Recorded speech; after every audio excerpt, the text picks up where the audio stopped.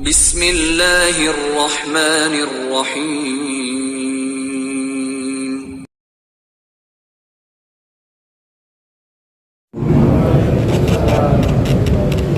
Bismillahirrahmanirrahim. Alhamdulillahirabbil alamin. Asyhadu an la ilaha illallah wahdahu la syarika lah wa asyhadu anna Muhammadan abduhu wa rasuluhu la nabiyya ba'dah. Allahumma shalli wa sallim wa barik ala Muhammad wa ala alihi wa sahbihi ajma'in. Amma ba'd. Fala haula wa la quwwata illa billahil aliyyil azim. Bapak-bapak, ibu-ibu dan saudara sekalian, jamaah sholat isya dan sholat tarawih Masjid Al-Hidayah yang dimuliakan Allah.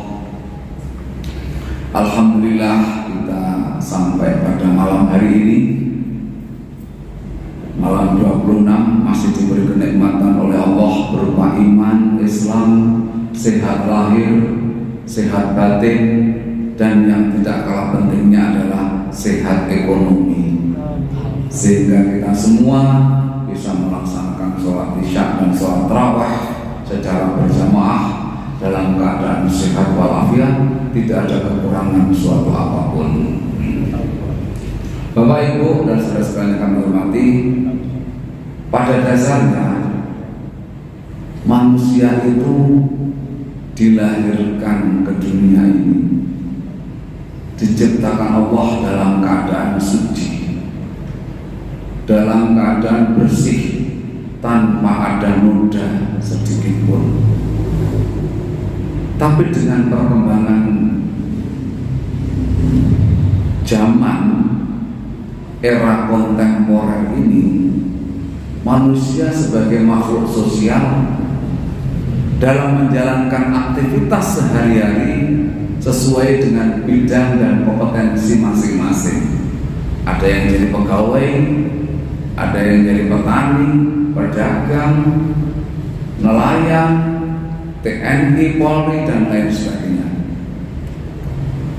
Tentunya kita dalam pergaulan sehari-hari selama 1 tahun ini, disengaja maupun tidak disengaja, kita terjadi gesekan-gesekan.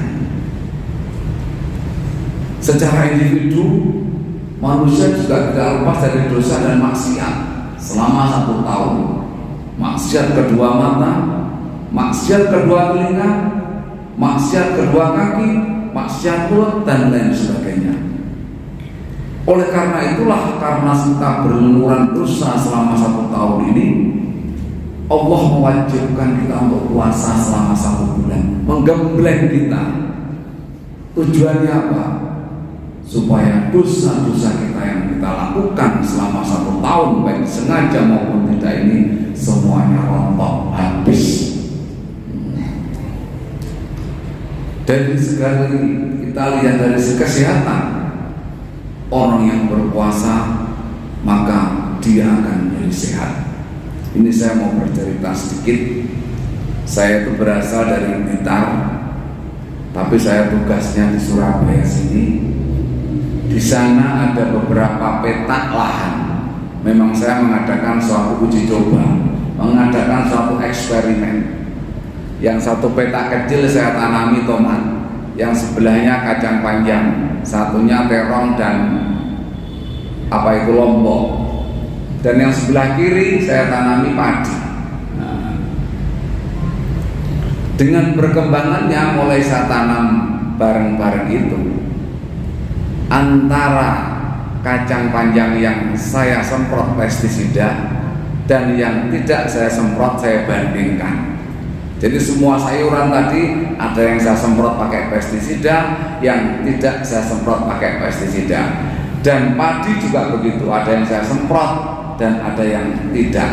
Apa yang terjadi, Bapak, Ibu, dan saudara sekalian? Ternyata yang tidak saya semprot pakai pestisida tadi itu hasilnya tidak bisa bagus, mungkret-mungkret gitu ya, tidak bisa berkembang. Daun pun juga nggak bisa berkembang, apalagi buahnya. Terus saya berpikir, saya hubungkan, betul berarti kata Rasulullah, orang yang puasa itu sehat. Lah, yang saya semprot pestisida itu, Bapak Ibu semuanya, itu yang kita makan selama 1 tahun. Jadi Bapak Ibu dan saudara sekalian, ini selama 1 tahun makan buah, makan sayur itu mengandung racun semuanya. Sengaja maupun tidak, itu racun semua yang kita makan. Mana sekarang sayur yang tidak pakai semprot pestisida yang hasilnya bagus? Tidak ada. Semua. Dan ibu-ibu mungkin kalau cari sayur mencari yang bagus. Justru yang bagus itulah pestisidanya banyak sekali. Karena saya mengadakan uji coba, apa betul Allah itu mewajibkan puasa itu supaya kita sehat? Betul. Karena buku yang saya baca referensi itu, orang yang tadinya sebelum puasa itu makan pagi, siang, sore bebas, ketika masuk bulan puasa dialihkan. Tujuannya supaya sehat. Sel-sel kanker yang ada dalam diri manusia itu bekerjanya pada siang hari, mulai pagi sampai sore. Yang kita makannya itu gak karu-karuan itu. Dan ngarang wong gagas itu semua orang timpok pokoknya, ya. Banyak gula, banyak apa semuanya, itu senang sekali. Sel-sel kanker memakan itulah. Makanya kita diwajibkan Allah untuk berpuasa itu siang gak ada makanan. Sel-sel kanker itu makan sisa-sisa racun yang ada dalam diri manusia itu dimakan semuanya. Akhirnya kita menjadi sehat. Akhirnya dialihkanlah kita untuk makan pada malam hari. Andaikan orang itu tidak puasa, ibaratnya mesin tidak akan berhenti dia. Jelas kalau mesin itu juga butuh berhenti, maka mesin itu juga akan rusak. Tidak lama akan rusak dia itu, karena dia harusnya butuh istirahat, tidak istirahat.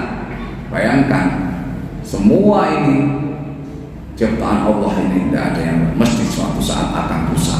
Nah, inilah makanya kita wajibkan untuk berpuasa ini supaya sehat walafiat. Itu tingkatan puasa yang pertama, itu namanya puasa jasadiah, puasa fisik. Untuk 10 hari yang kedua namanya puasa nafsaniyah, puasa psikologis. Psikologis kita diarahkan kepada hal bersifat pengendalian dari sifat yang negatif, iri, dengki, sombong, takabur, hedonisme. Bagaimana 10 hari kedua itu kepedulian dengan orang lain? Apakah hatinya itu sudah lurus apa tidak? Karena kita sudah belajar selama 10 hari ini. Karena dalam diri manusia itu ada 2 hati. Yang pertama hati nurani, yang kedua adalah hati sanubari. Hati nurani itu hati yang lurus, yang tidak bisa berbelok-belok. Siapapun tidak bisa mempengaruhi. Tapi kalau kita fluktuatif, kadang-kadang berbelok-belok, berarti kita menuruti hati sanubari kita. Maka Rasulullah SAW selama hidup beliau itu dioperasi oleh malaikat Jibril 2 kali. Yang operasi pertama ketika beliau masih kanak-kanak, disusui oleh Halimatus Sa'diyah. Ketika bermain-main di dekat rumahnya, didekati oleh seseorang, ternyata itu malaikat Jibril.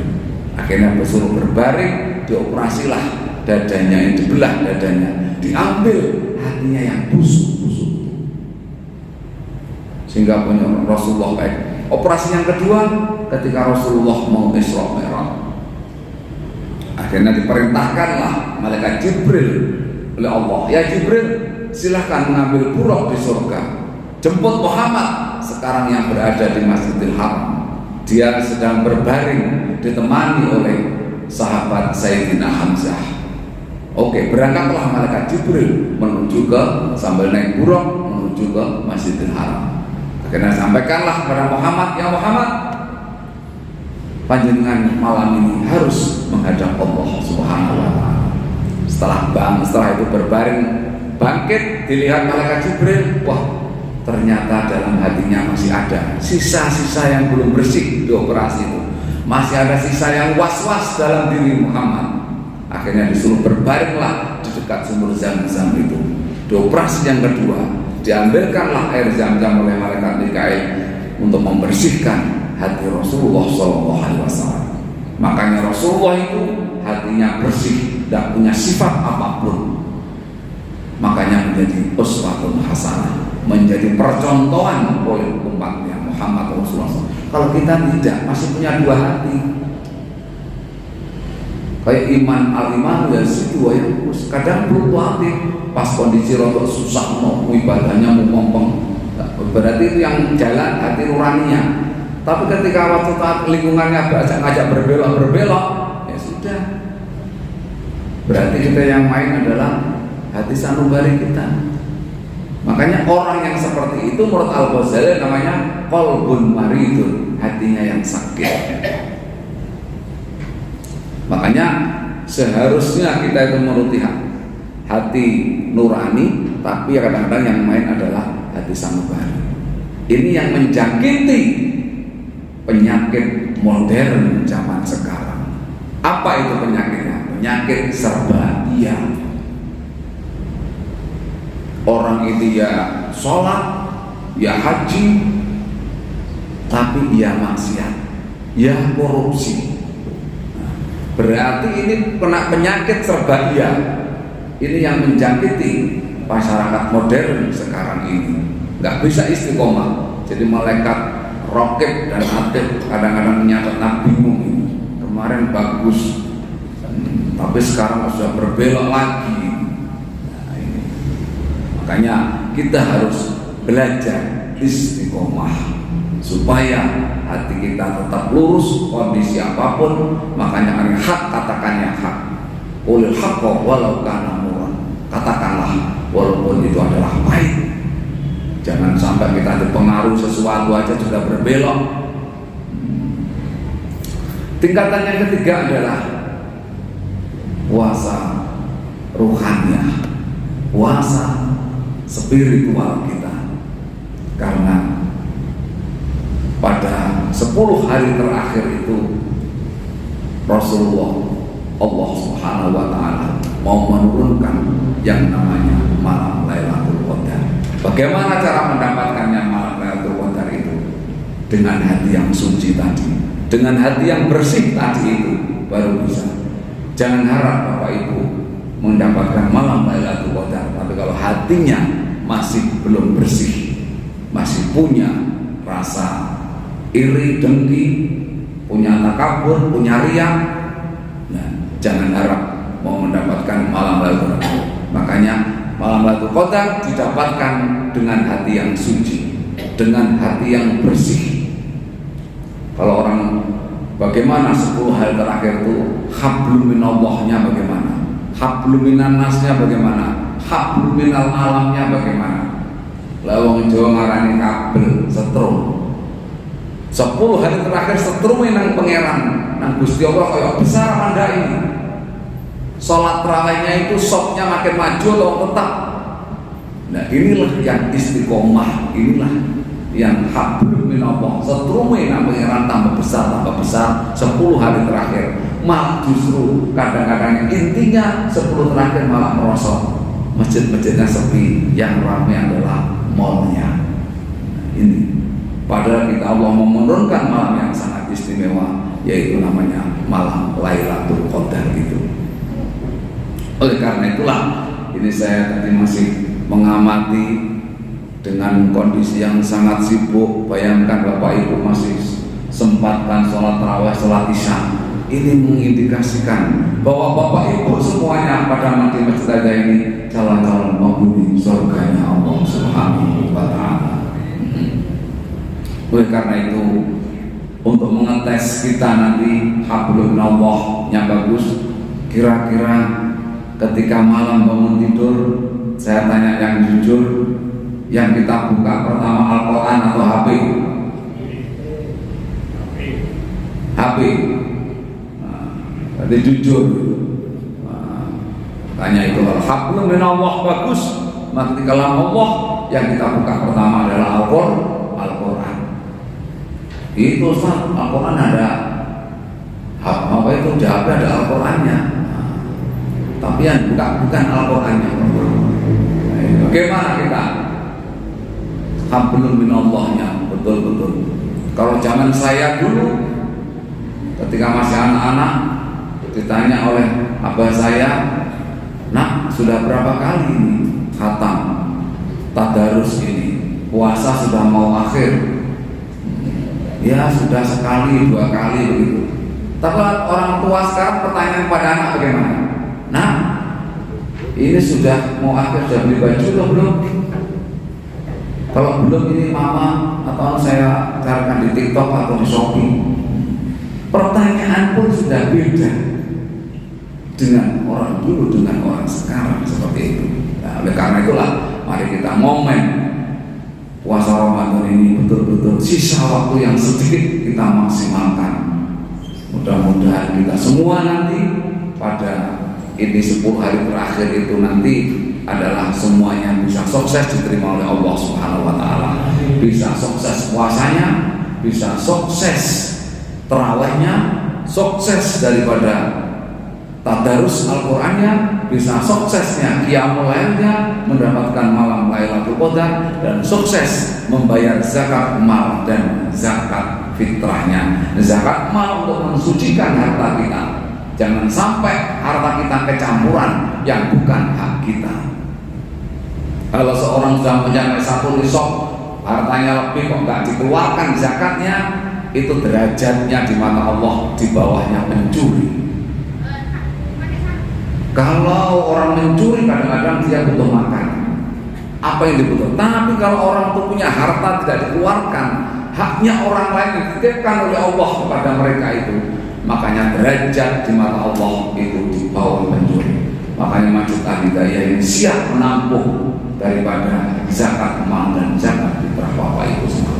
Kalau zakat fitrah adalah untuk mensucikan jiwa kita setelah kita puasa selama 1 bulan, sehingga badan kita sucikan semuanya dengan zakat fitrah, sehingga setelah kita Ramadan maka kita kembali suci bersih karena sudah diberi zakat fitrah ini, dan kita nanti kembali seperti semula, seperti bayi yang baru lahir dari rahimnya ibu.